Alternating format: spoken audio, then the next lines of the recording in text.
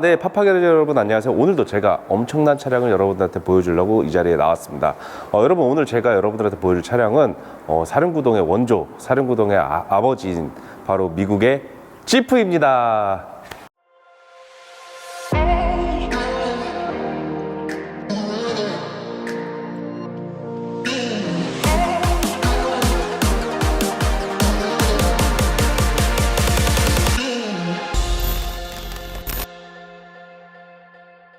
여러분 세계사를 보면 이제 전쟁에 대한 역사가 많이 나오는데 1차 세계대전 때는 참호에 숨어가지고 기관총으로 막 난사하는 그런 참호전이었었고요. 그 다음에 2차 세계대전으로 왔을 때는 아시다시피 독일이 엄청 빠르게끔 프랑스까지 이렇게 침공을 했어요. 그래서 프랑스를 함락을 시키는데 그 바로 비결이 뭐였냐? 바로 기동성을 앞세운 그냥 차량전이라고 보시면 됩니다.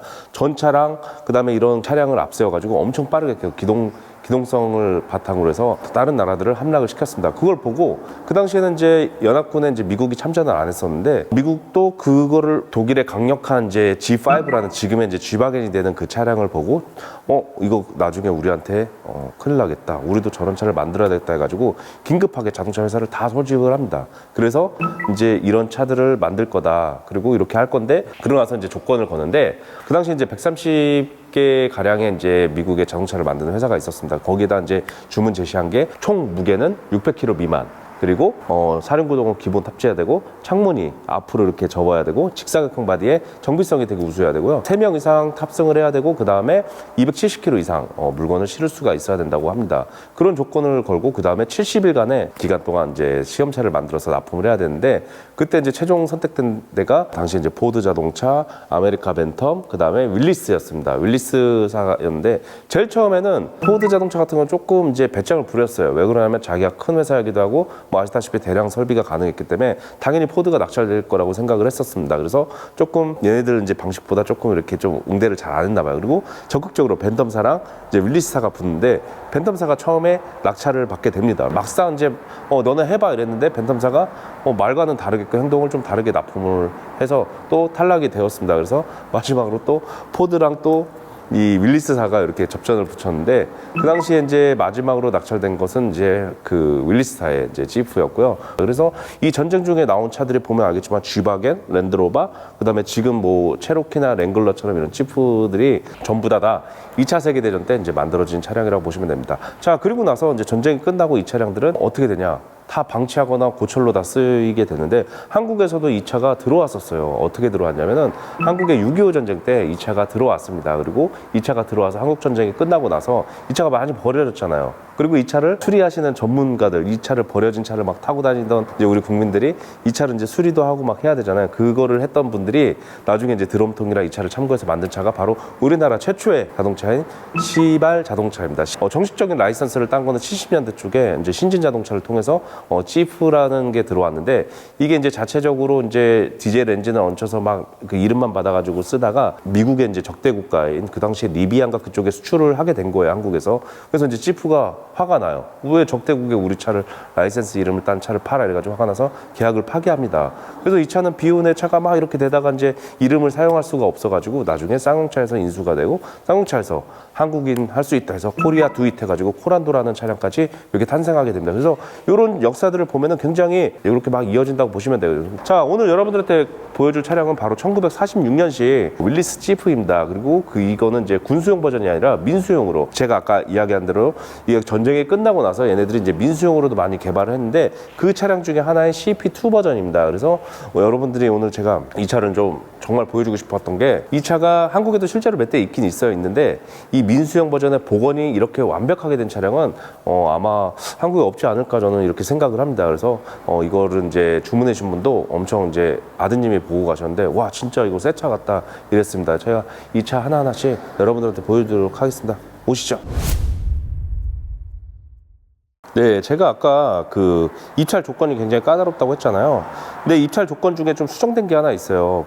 그 당시에 이제 1600파운드인가 해서 600kg 이하로 이렇게 맞춰야 됐었는데 모두 다 중량 추가가 된 거예요. 그리고 미국에서도 기술적으로 어렵다 이렇게 생각을 해가지고 파운드를 좀 더 늘렸어요. 2300파운드인가 그랬을 거예요. 그래서 이 차량 같은 경우도 그 정도 이제 한 700kg 이렇게 정도 된다고 보시면 되고요. 이 차량 같은 건 뭐 보시면 아시겠지만 전부 다 엄청 튼튼한 쇠로 되어 있습니다. 그리고 앞에는 여러분들이 이제 지금 길거리에서도 자주 보이는 그런 스타일들 있잖아요. 코란도나 그다음에 지프의 그 랭글러, 예, 그 차량처럼 아직까지 그 고유한 아이덴티티를 유지를 하고 있습니다. 이 차가 원조격으로 이렇게 조금씩 예, 변했다고 보시면 됩니다. 그리고 이 앞에는 철제로 된 범퍼가 있는데 여기 이제 미국에 계신 분이 리스토어를 하면서 요 끈도 이렇게 해놨어요. 얘가 이제 전쟁이 끝나고 나서 민수용으로 개발되기 전에 원래 농가에서 많이 썼거든요. 농가에서 얘가 사륜구동이고 험로 주파도 되고 막 하다 보니까 정말 유용하게 잘 썼던 거예요. 그러다 나중에 이제 이 차를 가지고 장난감으로 생각을 해서 오프로드 다니고 산에 다니고 막 그러는 이제 산악인들이 등장하면서 이 차의 진가가 발휘됐었는데 아무튼 거기 빠지면은 이렇게 끌으라고 윈치 대신해서 이렇게 감성적으로 만들어 주신 거를 볼 수가 있습니다. 그리고 철제 범퍼랑 그 다음에 여기 보시면 이제 둥그런 이 라이트가 있는데 할로겐 라이트가 있는데 요거는 이제 미국에서도 쉽게 구할 수가 있나 봐요. 이 사이즈만 맞으면. 그래서 복원이 굉장히 잘 돼 있다고 보시면 됩니다. 그리고 앞에도 이제 세로길 안에 이제 라지에타가 있고 이왕 뭐 앞에 본 김에 엔진룸도 한번 열어보겠습니다. 엔진룸에는 이 옆에 4개가 이렇게 잡는 게 있어요. 이거를 딱 풀러가지고 엔진을 가볍게 들어서 여기 이제 그 놓을 수 있는 공간에 상하지 말라고 네, 이렇게 딱 두시면 엔진이 보입니다. 엔진룸 쪽 보시면 엔진룸도 완벽하게 보존이 됐다고 보시면 됩니다. 이게 이제 요즘에 리스토어 하는 게 순정 부품을 사용해가지고 이렇게 하는 경우도 있는데 최근에는 이제 현대식 기술을 적용해서 안 고장 나게끔 개선된 제품을 쓰기도 한데 이 차량 같은 경우는 좀 개선된 제품도 넣었다고 보시면 돼요. 보면 이제 라지에타 같은 부분이나 아니면 이런 호스나 이런 게 전부 다 새로 이렇게 해서 최대한 순정을 살리면서도 좀 도움을 줄 수 있는 이렇게 이제 리빌드가 되었다고 보시면 됩니다. 그리고 미국인들이 사랑하는 옵티마 배터리가 적용이 되어 있고 여기 이제 크락션도 굉장히 큰 거를 이렇게 장착을 해놓은 걸 볼 수가 있어요. 그리고 안쪽에 보면은 이 카브레터 엔진 감성이 장난 아닙니다. 그리고 여기에 팬도 이렇게 엔진에 장착이 되어 있는데 요거 이따가 시동 걸 때 돌아가는 거 보면 진짜 감성이 있어요. 이 보닛 같은 경우는 되게 넓잖아요. 그리고 군대 영화를 보시면 아시겠지만 세계대전 때 여기 막 위에 막 잔뜩 앉아가지고 밥도 먹고 또 지휘관들이 위에 올라타가지고 이렇게 지휘도 하는 모습을 볼 수가 있는데 이 판을 굉장히 유용하게 썼다고 합니다. 잘 안 찌그러지고 내구성도 굉장히 좋은 것 같아요. 자, 여러분 아까도 제가 입찰 조건 중에 이 창문이 앞으로 숙여져야 된다고 했잖아요. 그런데 이 민수용 버전도 마찬가지로 이 창문이 앞에서 레버 요거 2개만 딱 풀러주시면 앞으로 이렇게 숙여지기도 합니다. 그리고 얘 같은 경우는 이 소프트탑을 적용을 했는데 이것도 되게 감성 있게 이렇게 만들어 놨어요. 그리고 앞에 이제 와이퍼가 있는데 군대 갔다 오신 분들 알겠지만 원래 군용 차량 되게 오래된 차량들 보면은 이게 공합식이에요. 공합식이 뭐냐면 컴프레셔 에어울에서 뭐 이런 씩씩씩 소리 나면서 하는데 얘는 완전 수동입니다. 예. 손으로 움직여줘야 돼요. 운전할 때 한 명 운전하고 있으면 옆에서 이렇게 해주던가 아니면 운전하면서 계속 와이퍼도 하고 이렇게 기아도 넣고 와이퍼하고 막 이렇게 해야 됩니다. 네. 그래서 요즘 예, 재밌는데 이게 그 당시에는 현실이에요. 예, 전쟁 중에는 뭐 이걸 당연히 쓰진 않았겠지만 어쨌든 여기 장치가 달려있다고 보시면 되고요. 그리고 좀 신기하게도 이 창문 있죠. 이 창문 안쪽이요. 이것도 분리가 돼요. 이 창문만 열려요. 이렇게 이 프레임 자체가 여기 보시면 이 검은색 기반으로 했을 때 요게 앞으로 이렇게 열린다고 보시면 되면서 완전 오픈도 되고 이렇게 접이도 되고 완전 다재다능한 창을 가지고 있다고 보시면 됩니다. 네, 이 옆모습도 지프의 그 아이덴티티를 유지를 하고 있어요. 굉장히 각이 적고 굉장히 아름답기도 합니다. 그리고 여기 보시면은 휠이 마치 이제 농기구에 쓰던 그런 휠이랑 그 다음에 타이어를 장착한 것 같고요.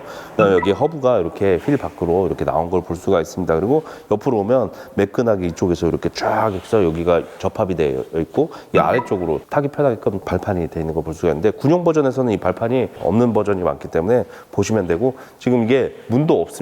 사실 뭐 문이라고 필요가 있겠습니까? 그때 뭐 빨리 타고 빨리 이렇게 해야지 해서 사실은 혹시라도 안전장치를 민수용에서는 이런 거를 감성 있게 해놓은 거를 볼 수가 있어요.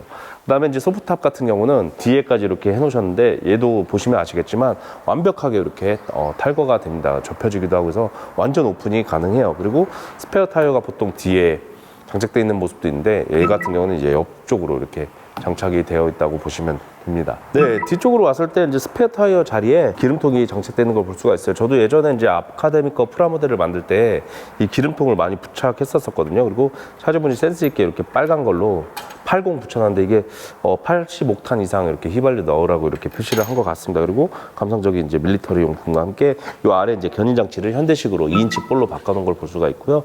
그 다음에 이제 뒤에 이게 장착이 되는데 사실 제가 이게 도대체 뭔지를 모르겠어요. 이게 뭘까 이렇게 생각을 했는데 윈치 같아요. 제가 내린 결론은 이건 윈치다 이렇게 생각을 했는데, 아시는 분 계시면 이거 구독자 여러분 한번 이렇게 저한테 알려주셨으면 좋겠습니다. 그리고 이쪽에 머플러가 보이고요. 그리고 이제 등화 장치가 보입니다. 그리고 와 진짜 복원도 너무 잘 돼가지고 하나하나 보면은 되게 디테일적으로 감성적인 것 같아요. 자, 그러면은 본격적으로 실내 안쪽을 보여드리도록 하겠습니다.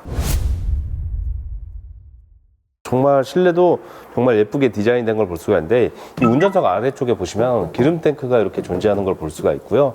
그 다음에 이제 각종 이제 사륜 전환 장치가 있고, 계기판도 굉장히 감성 있게 이렇게 나타났습니다. 그리고 이 계기판에 심지어 불까지 들어오는데, 키 온을 한 다음에 이 라이트를 이렇게 좀 해주시면 이 위에서 이렇게 전구불, 특이한 전구에 그 감성 있는 불이 이렇게 계기판을 감싼다고 보시면 됩니다. 그리고 시트도 지금 차주분이 복원을 하면서 이 캔버스 천 재질로 이렇게 해놨는데 굉장히 되게 감성적이에요. 이 방수천 재질이 정말 이제 감촉도 좋고 정말 잘 해놓은 것 같습니다. 그리고 히터도 추가로 장착을 했는데 아직 배선은 따지 않아서 나중에 이제 추가로 이제 차주분이 해놓으시면 될 것 같습니다.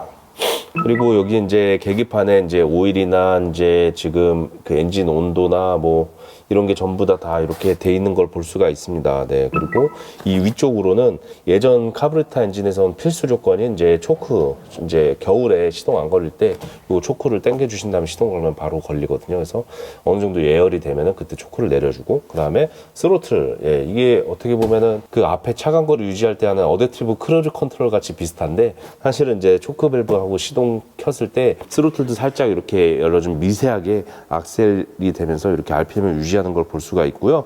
전술적으로도 앞차랑 유지할 때 이거를 좀 켜놓으면 예, 좀 편하다고 보지 않을까 이런 생각을 합니다. 그리고 심지어 이제 뒷자리도 있긴 한데, 뒷자리가 그렇게 뭐 한 2명 정도는 앉을 수 있을 것 같아요. 네. 여기 걸터서 앉으면은 총 한 6명까지도 앉을 수 있을 것 같고, 클러치 페달이나 이런 것도 새로 정말 와 이렇게까지 완벽하게 할 수 있나. 기아 부츠도 보시면은 옛날 미군 스타일로 해서 이렇게 네, 예쁘게끔 제작을 넣어놨습니다. 되게 센스 있는 이제 차주분이 복원을 하신 것 같은데, 이 차를 샀을 때 이 트레일러도 덤으로 주셨는데, 이 트레일러가 굉장히 가벼워요. 아까 우리 피디님도 들었었는데 이게 그냥 혼자서 들어서 이제 끌 정도로 굉장히 가볍게 만들어져 있고요. 그리고 트레일러도 이 차체랑 똑같은 색깔로 해가지고 굉장히 예쁘게끔 이렇게 만들어진 걸 볼 수가 있습니다. 그리고 이 차는 되게 저희 파파게리지에서도 의미 있는 차량이라고 저는 볼 수 있고요.